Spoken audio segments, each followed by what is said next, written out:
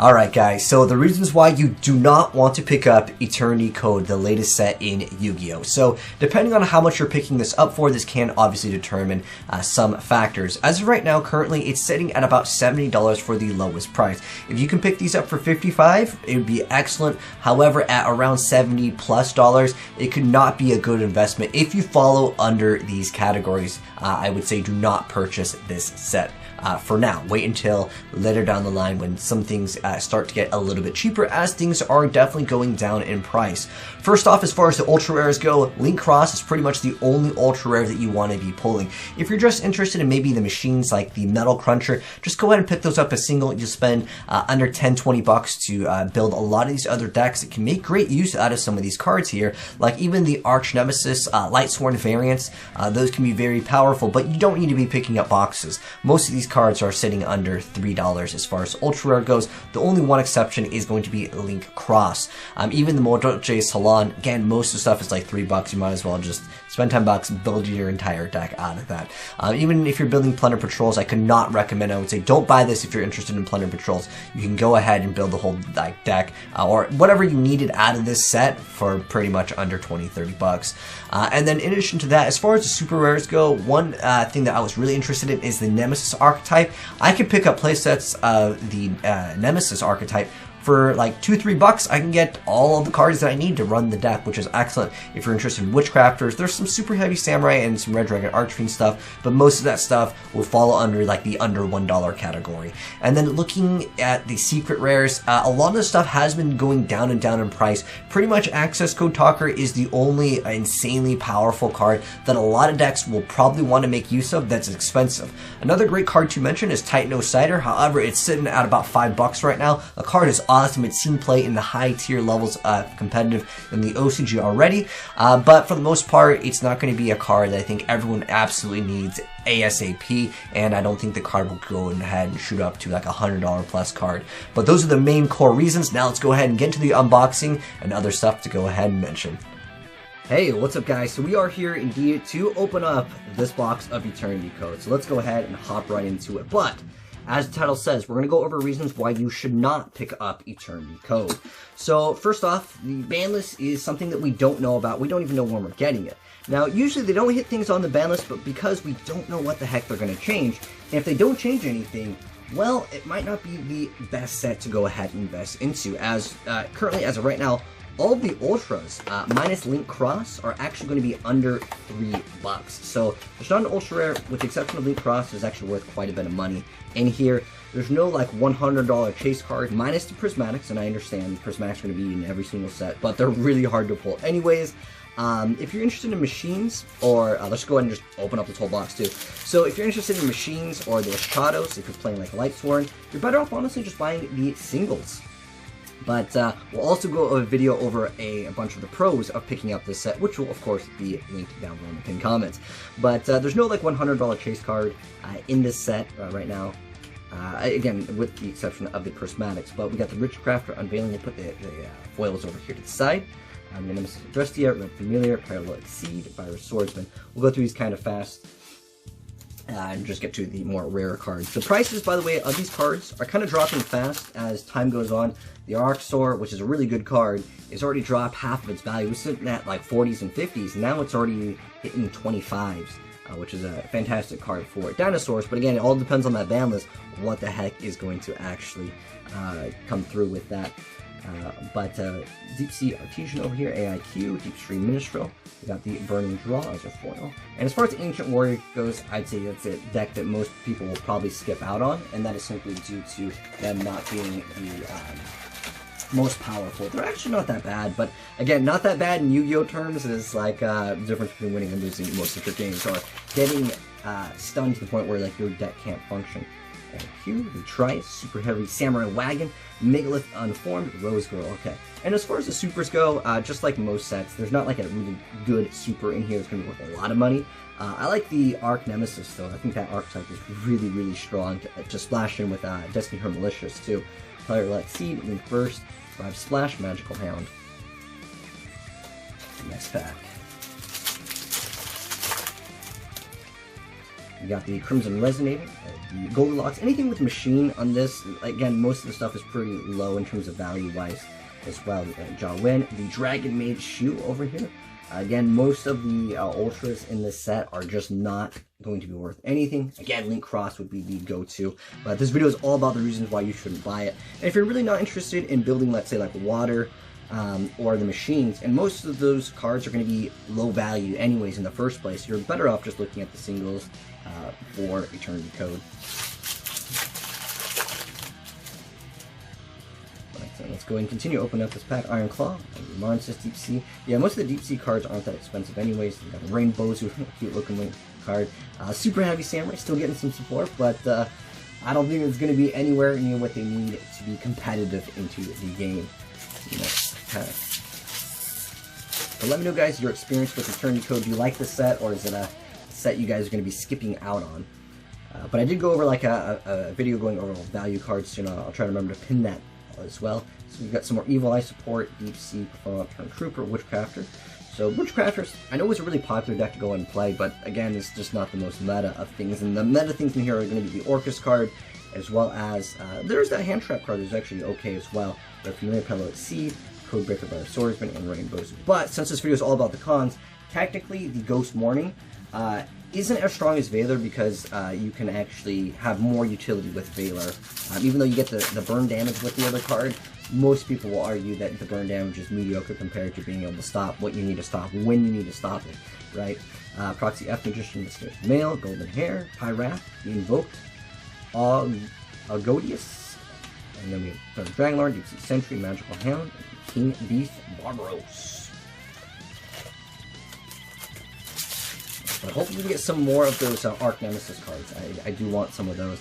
The Goki Iron Claw, the Marn's Artesian, Super Heavy Samurai Wagon, AI Contact, the Musashi, Goki Guts, Zebroid, and the Dragon Lord.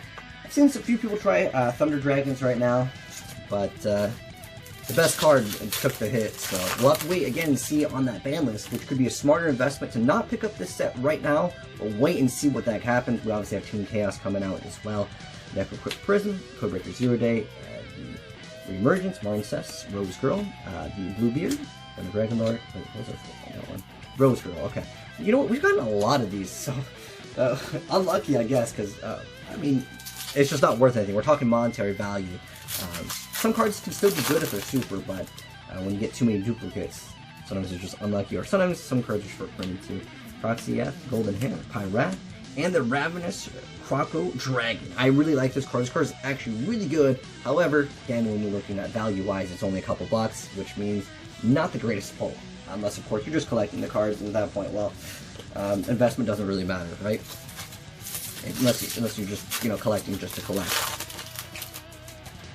Alright, we got the Ancient Warrior Deceptive, Crimson Resonator. But again, Resonator cards. Oh, we got another Nemesis Flag, which is great. Revive Splash, Nocturne Vision, Flourish Frolic, Kowtai. Next pack. We've got Necro Prison, Zero Day, Reemergence, Marncess, Rival, Cypress Agnister. I've been getting a lot of those. Torpedo Takedown, Revive Splash, Nocturne Flourishing Frolic. But regardless of what we pulled, this video is all about the reasons why you shouldn't buy it. If you're already pretty satisfied with your deck right now, I would say just wait till the ban list happens, and then you can kind of determine what you want to pick up. Because singles right now are looking like the better way to go ahead and go with this set. Unless you need a very specific card. So we got another secret rare. This one is one of those ones that's like $5-ish right now. So this is another, I guess that's another con. Oh, we didn't go over the rest of the cons here. My bad. So sometimes I used to open up packs where I just go through every single card really fast and just get to the rare. And then it made the video shorter, which I liked, but a lot of you guys were like, don't skip out on the cards, read them. And I'm like, okay. Yugioh, Resonator, Resonator Command, Buzzsaw Shark, Malice. Love the artwork of this card. But again, not really worth anything. Kowtai Dragon, Perilous Seed, Red Familiar, Nemesis Adrestia. This is another great card, but again, it's going to be a few cents. So if I wanted to go ahead and pick those up, I just pick up the singles. Alright, next pack.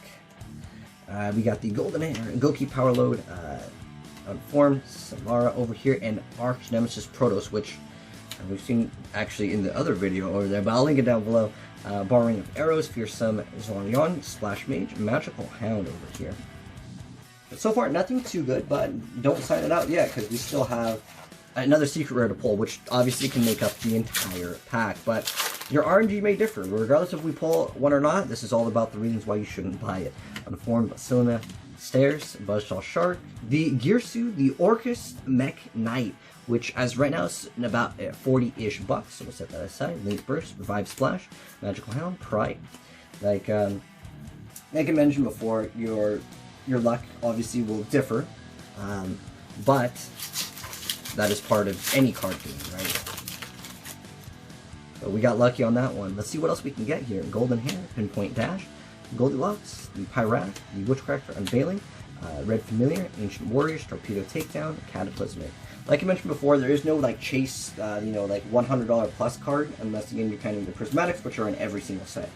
Anyways, and another thing I wanted to mention is people are starting to map these out, and what I mean by that is they're going through the cases, and basically once they either get the prismatic, they sign off the rest of the boxes as sellable, and people are going through them. Another thing I want to mention, the eternity code, since of course everything's going on in the world, it's actually kind of difficult to get a hold of these, and because of that, people are setting these to be a lot higher price than they should be, but that can be like, just an exception to this set because of everything going on. AIQ, Triers, Samurai Wagon, Samara, Nemesis Umbrella. Awesome. So we got, I wanted to get, only get a few of each one of these so we can get a Nemesis deck going with Malicious.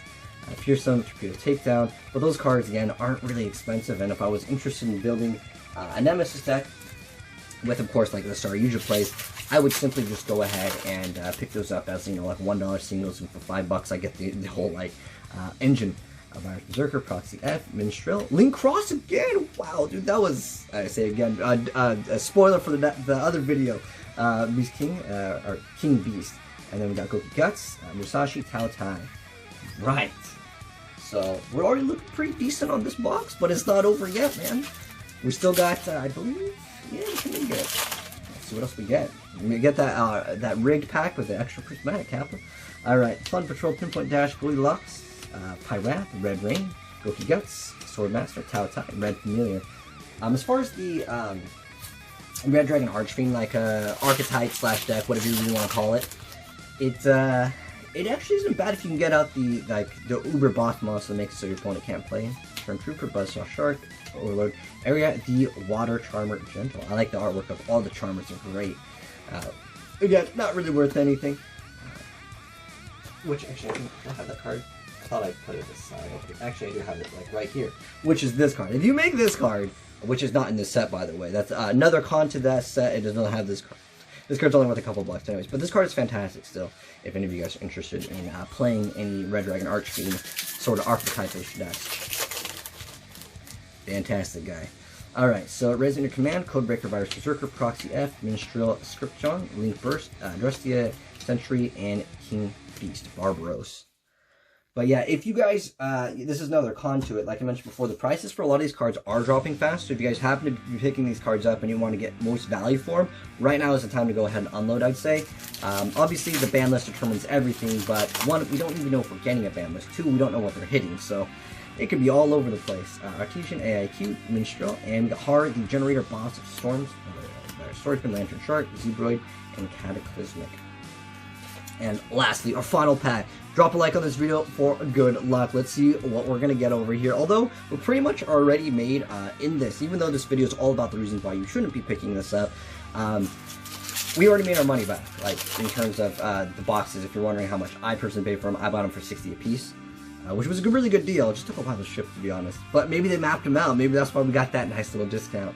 Anyways, Dash, Trooper, Buzzsaw, Goki Powerload, and Gachiri adding this to Lantern Shark, Zebroid, and then Rainbow Zoo over here. So, because I already looked at the prices for all these so I can make my video, make sure you guys also check out the videos on all the pros and why you should buy this. But to do a little recap on pretty much the value of what we've gotten over here, the cards that are actually worth something, Link Cross is sitting at about 20 bucks. This is about 40 bucks. Most of these ultras are pretty small anyways. The Proc Store is probably like a couple bucks. Probably like $1 or $2. Dragon Maid card, I'll have to double check, but I'm pretty sure it's under a couple bucks as well. But if we look at all these as maybe like $5 over here, and this is another 5, that's like 10. This is sitting at about 40, and this is 20, so that's 60. And if we look at that maybe 70-ish bucks, not counting all the commons and stuff. But overall, this is my con video and reasons why you shouldn't buy. If you're interested in just building like any of the deep sea archetype, if you are building anything that is related to, well, it's not my great thing to buy the structure deck anyways, anything related to the deep sea stuff, just pick up the commons. You'll save yourself a lot more money on that, as well as any of the generator stuff. Nothing is really too expensive. Goku's kind of older. The set with, of course, the Plunder Patrol cards as well. There's a few other cards that do support them. And if you're looking for the super heavy samurai, I just buy them. They're like a few cents each. I can't really recommend, even with the Metal Cruncher, which is the machine stuff.